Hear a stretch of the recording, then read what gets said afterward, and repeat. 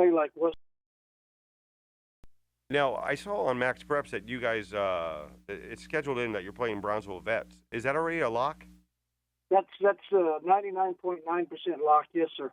Oh, okay. So regardless of how this goes, you're still, you're the small school, am I right? Yes, they're the big school. Weslaco High has already wrapped up the big school number one seed, and we've already wrapped up the number one small school seed. Okay.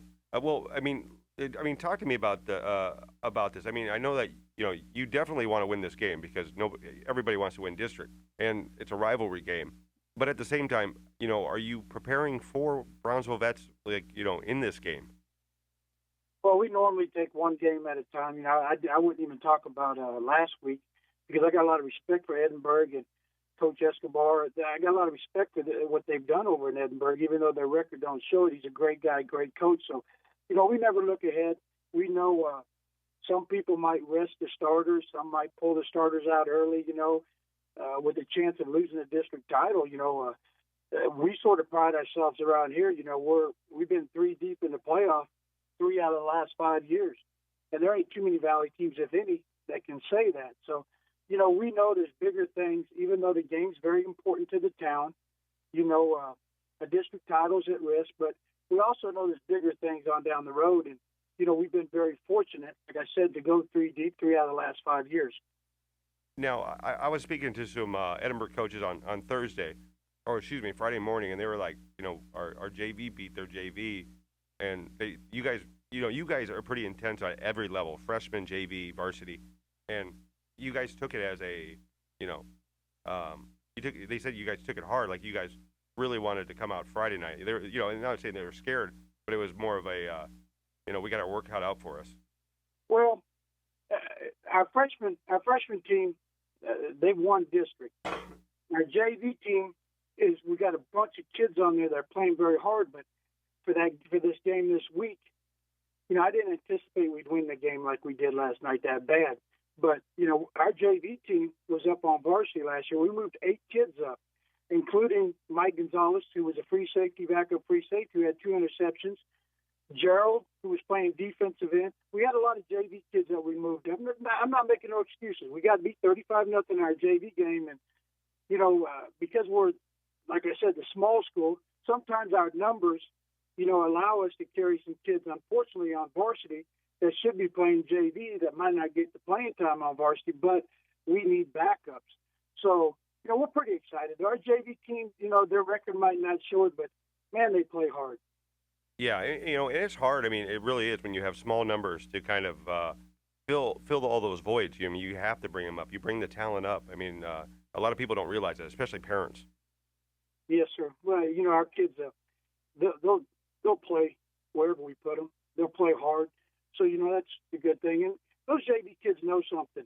Even though they got beat 35-0, they'll get their chance at Edinburgh next year on the varsity.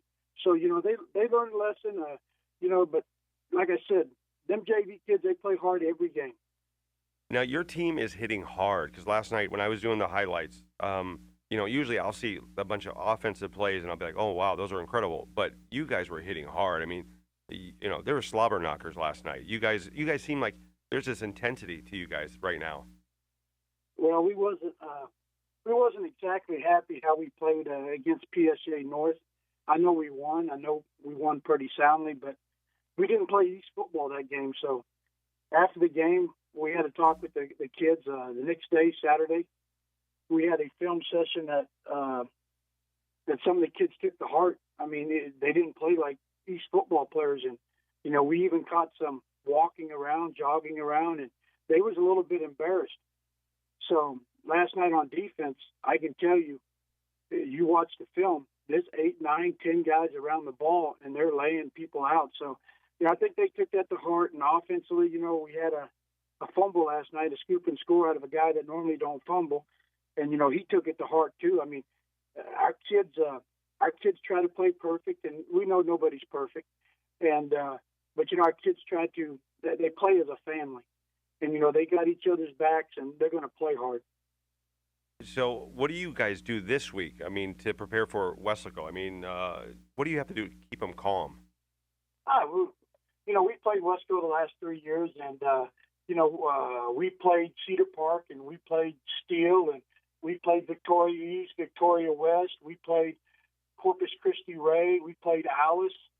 We're not going to change anything. To us, it's another game. I know people want to blow it up. It's World War IV or whatever. It's a football game. And at the end of the night, one team gets a W and one team gets an L, and you move on to the playoffs. Last year, we come up a little bit short. We come up 7 points short, but yet we go 3 deep in the playoffs. So, if you put too much on one game, you might hurt yourself on down the road.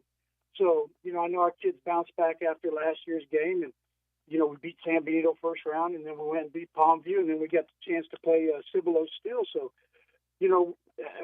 is there a lot riding on the game? There's a district title riding on the game.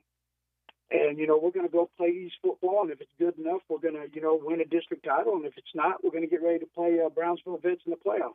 You're listening to Mike Burget, Weslaco East head coach. Kevin?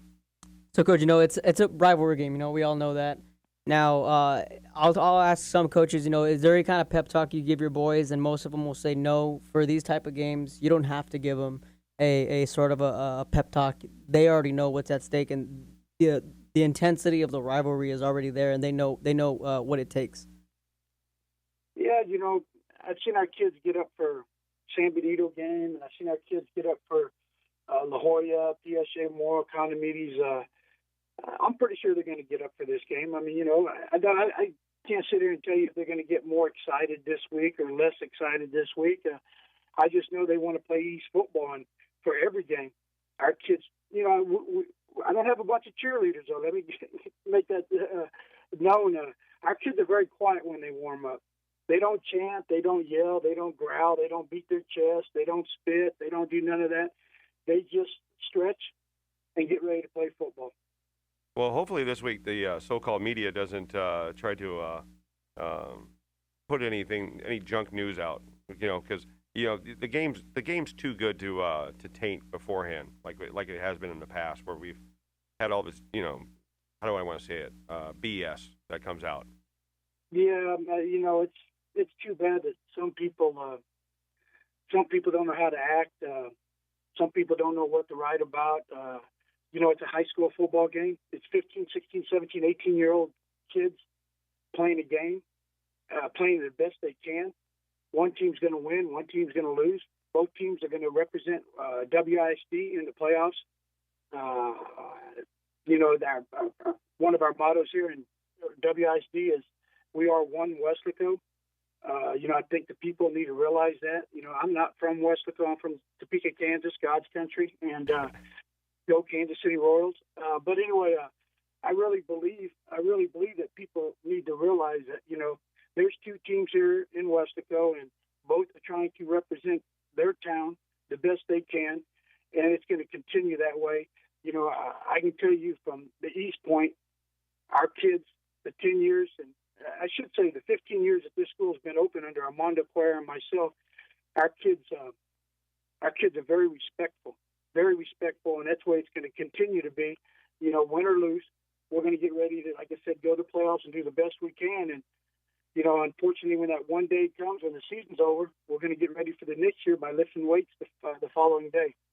Well, Coach, best of luck this week. I know I'm going to see you because we're going to be doing previews over there for this game. But best of luck, and hopefully we see you 3 rounds deep in the playoffs again.